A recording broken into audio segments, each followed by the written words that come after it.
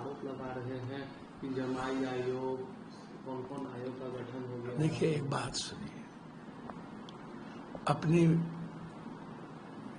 राग अपनी दफली, सैया भेल कोतवाल तो अब डर गाएगा। कुनो आज सारे देश में, सारी एजुकेशन की संस्थाओं में आरएसएस बैठ गए। आप इसको उठा करके देखिए, सरकार अपने तरीके से सब चीज को बनाती है। जब तेजस्वी यादव जी के परिवार की सरकार थी, तो देखेंगे ना किसको किसको बनाए, आप किनको नहीं बनाए। आज जो आप आरोप लगा रहे हैं गलत है, बिल्कुल गलत है कि ये सही नहीं है। अब अपने रसूख का कोई आदमी सुप्रीम कोर्ट में पैनल में अपनी बेटी को कर ले, वो गलत है। लेकिन जब पैनल में कोर्ट तो देख रही है ना, आप कोई आईएएस जो गवर्नमेंट चला रही है, ये मोरल वैल्यू की बात है, नैतिकता की बात है। नैतिकता कहती है कि किसी कीमत पर आयोग में परिवार को नहीं लाना चाहिए। जो लोग परिवारवाद या परिवार को गाली देने लगते हैं, उनको बताना चाहिए अमित जी जैसा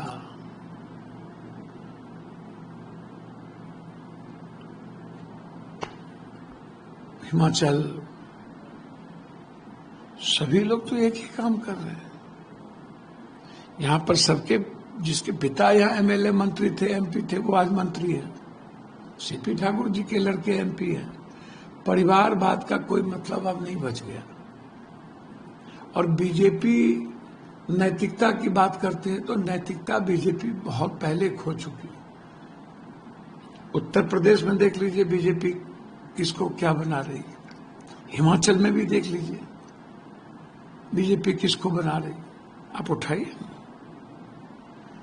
तो परिवारवाद नाम की चीज नहीं रह गई। और पॉलिटिक्स में मोरल वैल्यू, नैतिकता के बारे में तो लालू यादव जी ही कहे थे कि किस संविधान में नैतिकता में इस्तीफा लिखा हुआ है। जब चारा घोटाला की बात आई थी तब भी ये चर्चा थी, नैतिकता क्या होती है। राहुल गांधी जी जब चुनाव में मजमून मनमोहन सिंह के समय बने थे और पन्ने को फाड़ दिया गया था, तो यह सवाल पूरे देश में उठा था कि पीएम के पन्ने को कौन होता है जुबराज फाड़ने वाला। तो जो जमाई आयोग या फलना आयोग, तो आप तो 2 साल साथ में थे ना। अब मंगल पांडे को गरियाते हैं और अमृत प्रत्यय को आप पर कुछ बोलते ही नहीं, आनंद किशोर पर बोलते ही नहीं, ऋषु सिंह पर बोलते ही नहीं। तो ऋषभ सिंह पर बोलिए ना कि दुबई क्यों भाग गया या कहां भाग गया, कौन है ऋषभ सिंह। बारे बार गवर्नमेंट को सेक्रेटरी चला रहा है कि मंगल पांडे जी। तो हमको तेजस्वी जी, सवाल सही और खराब की बात नहीं है।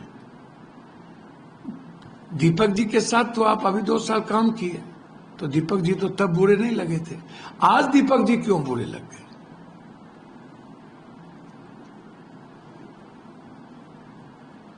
आप बीपीएससी में किसको किसको चेयरमैन बनाए थे, कितने बीपीएससी के चेयरमैन जेल गए थे, सब तो गए थे। लालू जी के रिजर्व में सब लोग, एसडीएन सिंह से लेकर के सब लोग किसको बनाए थे। राजनीति का मिर्ची, इससे राजनीति का क्या संबंध है। गलत है, लेकिन देश में गलत परंपरा ही तो पॉलिटिशियन ने लागू कर दिया है, चला दिया है। और जनता को कोई मतलब नहीं है कि आप क्या कर रहे हैं, लूट रहे हैं। आप 4 बलात्कार कीजिए या 10 कीजिए, आप जाती हैं ठीक है, हिंदू मुसलमान है ठीक है। आप 100 मर्डर किए हैं कि आप बालू का कई ढेर ले लिए। अब बालू माफिया मंत्री बना हुआ है सासाराम, बीजेपी ने तो बनाया। एमएलसी कौन बनाया बालू माफिया को? जदयू में गांजा माफिया एमएलसी है ना, आराम है। अभी एक मंत्री बने मुजफ्फरपुर में, वो जब दिल्ली में गोली मारा, तिहाड़ जेल में रहा, निकल के आया तो बीजेपी ने मंत्री बना दिया। तो अब ये सब मुद्दा जनता के लिए है ही नहीं, ये कोई मुद्दा ही नहीं। खिसियानी बिल्ली खंभा नोचे, गोलमाल है भाई, गोलमाल है। सब नेता तो उसी तरह के हैं, पब्लिक है, सब जानती है, लेकिन जाति का जहर भी है पब्लिक। तो तेजस्वी जी जो सवाल उठा रहे हैं सही है, लेकिन ये लागू सब पर ना होगा। अपराधी के घर, बलात्कारी के घर जदयू बीजेपी अपराध बढ़ रहा है, तो हम छोड़ दें बलात्कारियों के यहां जाना। तो ये जो आयोग बनी, इसके पहले भी तो आयोग बनता था।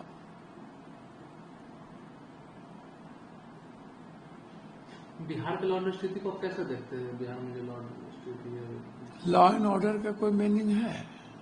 जब जनते को पसंद, जब राजधानी में कोई सुरक्षित नहीं है, एक मोहल्ला में 100 सारे राजधानी को और पार्टी को बालू, शराब, जमीन माफिया ही चला रहा है, थाना से लेके ऊपर तक। सारा थाना से ऊपर बिका हुआ है।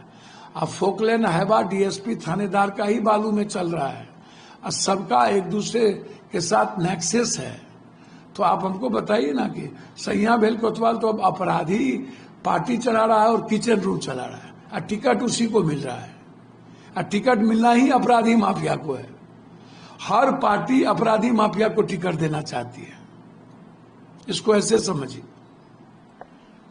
हर पार्टी। तो जब आप अच्छा, पहले नेता अपराधी को चलाता था, अब अपराधी माफिया नेता को चलाता है, पैसा पहुंचता है। तो दल की चुनाव की राजनीति ठेकेदार करेगा, तो अपराधी कोई मुद्दा और बेटर ही इस बिहार के लिए अब नहीं है। लेकिन नीतीश कुमार जी यदि स्वस्थ रहते ना, तो ये सवाल था कि आयोग में इस जन्म में इन लोगों की, अब तो जो गवर्नर के पास फलना झा, फलना सिंह गए और दस्तखत करा लिए। नीतीश कुमार जी का प्रेजेंस अब नहीं है, सरकार तो नहीं चला रहे ना, नहीं, अस्वस्थ है, अस्वस्थ है। नीतीश कुमार जी अस्वस्थ है, और नीतीश कुमार के ब्रेन में अब कुछ नहीं हो रहा है। कोई सुपर मुख्यमंत्री है, कोई डुपर मुख्यमंत्री है, अब नीतीश कुमार जी अस्वस्थ है, इसको आप समझिए। और अपराध का कोई मीनिंग नहीं है। हम 2 सवाल करना चाहेंगे इस बिहार के डीजीपी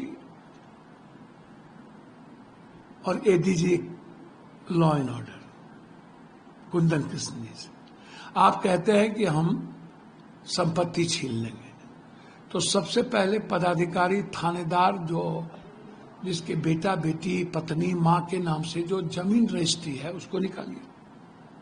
सिविल सर्जन, लगभग सिविल सर्जन करोड़पति अरबपति है, लगभग थानेदार करोड़पति अरबपति है, डीएसपी। तो आपसे मेरा आग्रह है, यदि आप इतना है तो पहले अपने पदाधिकारी का संपत्ति छीनिए, और एमएलए एमपी कितना कमाया है 20 साल में उसकी रजिस्ट्री निकालिए, किसके किसके माँ बाप के नाम से रजिस्ट्री हुआ है, कौन कौन पदाधिकारी कहाँ रजिस्ट्री की है। मनीष वर्मा के नाम से और उसके परिवार के नाम से तो 100 बीघा जमीन पूर्णिया में है, ढेर जमीन है, 5 एकड़, 10 एकड़, 20 एकड़। तो पहले मनीष वर्मा से शुरू कीजिए। और किस किस का विदेश में पैसा है, डीजीपी साहब आपको नहीं पता है। आप ईमानदार हैं, मैं मानता हूं, हमारे डीजीपी ने जी ईमानदार है, कैरेक्टर वाइज ईमानदार है, लेकिन इनको करने देगा? किस किस सेक्रेटरी का जर्मनी में अन्य जगह पैसा है, इनको नहीं पता है। आप पहले अपने पदाधिकारी का निकालिए ना। अब कौन कौन नेता बालू माफिया, इनको नहीं पता है, तो पहले बालू माफिया और जमीन माफिया जो नेता है लिस्ट निकाल दीजिए पूरे बिहार में।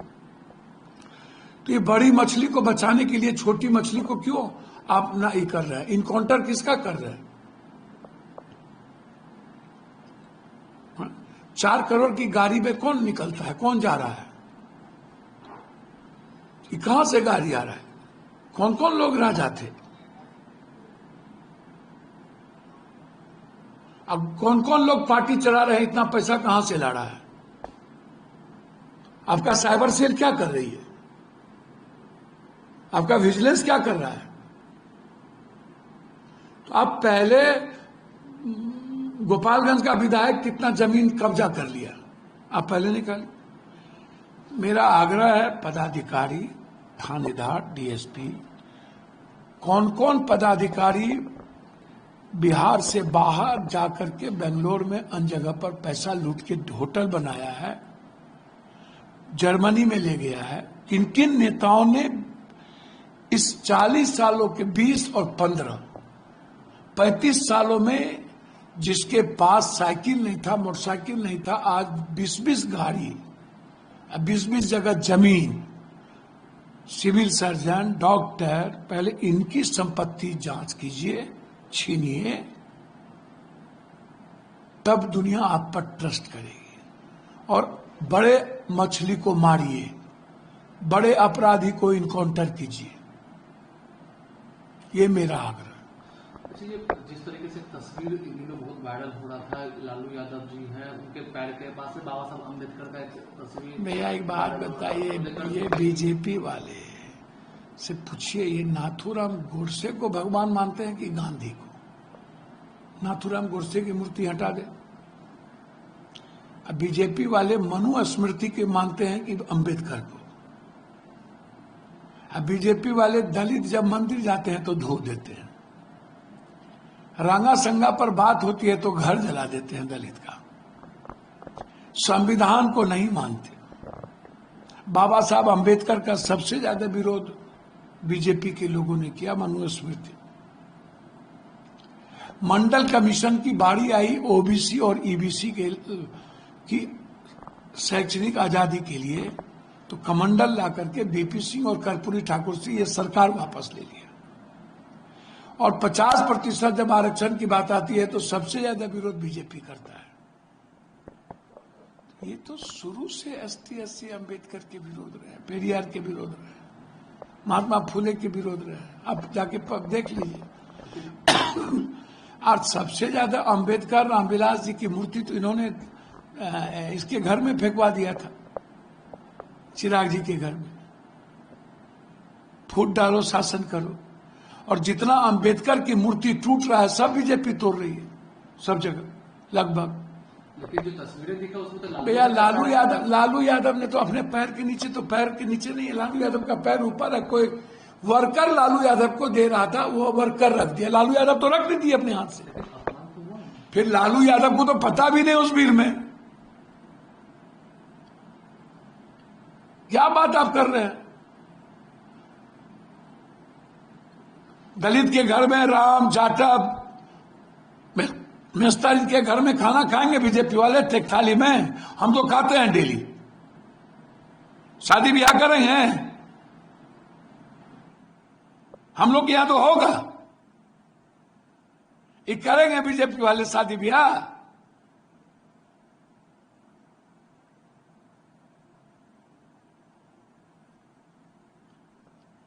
बाबा साहब अम्बेडकर को नहीं मानने वाले, उसकी आइडियोलॉजी को लात से दाबने वाले, और बीजेपी के सारे नेता ने, बड़े लोगों, हेडगेवार से लेकर के सावरकर से लेकर स्पष्ट कहा था कि यह देश अम्बेडकर की आइडियोलॉजी को फॉलो नहीं करेगा। एक अंतिम सवाल है, 20 जून को है वो प्रधानमंत्री फिर से बिहार दौरे पर और सीवान में आ रहे हैं, अपना योजना को। प्रधानमंत्री जी को हर 5 साल के अंतिम महीना में क्यों याद आता है?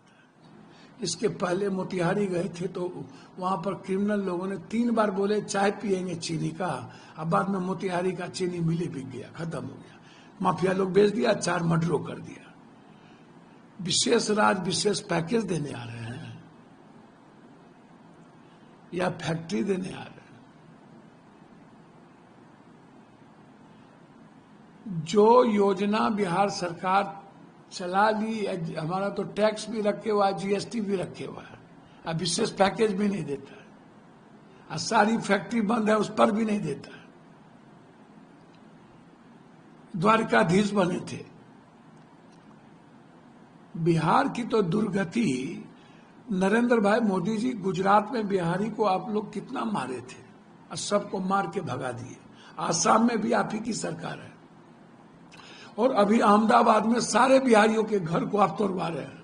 अभी हम जा रहे हैं अहमदाबाद, 20 को जाना था, लेकिन इतनी बड़ी हादसा के कारण वो प्रोग्राम आगे बढ़ गया।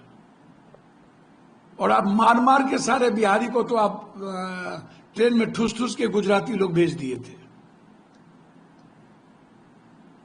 तो हमारे बिहारी के प्रति कोरोना में नहीं दिखा, प्लेन चली और हमारे बिहारियों को ये रोड पर छोड़ दिए मरने के लिए, और दिल्ली और बड़े शहरों में ताला लगा दिया, बिजली काट दिया था बिहारियों का। ये कौन किया था? कौन किए थे? मोदी जी। मुंह में राम बगल में छुरी, नहीं हो कम तो थोरम थोड़ी, भीतर कुछ बाहर कुछ। चुनाव आता है तो बिहारी याद आ जाता है। इन लोगों ने बिहार और बिहारी को बर्बाद किया है, डबल इंजन की सरकार। और बीजेपी तो बिहारी को देखना ही नहीं चाहता, यूज एंड थ्रो। वो आ रहा है नीतीश कुमार को, इतना बार जो आ रहा है नीतीश को फिनिश करने, खत्म करने, और बीजेपी की सरकार बने इसके लिए वो आता है कि सब जगह बीजेपी बन गई, बिहार में क्यों नहीं बनता है? वो बिहार की जनता के प्रति इन लोगों की चिंता है। मोदी जी इस जन्म में बिहार बीजेपी को एक्सेप्ट नहीं करेगी। लड़के अकेले देख लीजिए, यदि हिम्मत है तो अकेले लड़के देख लीजिए।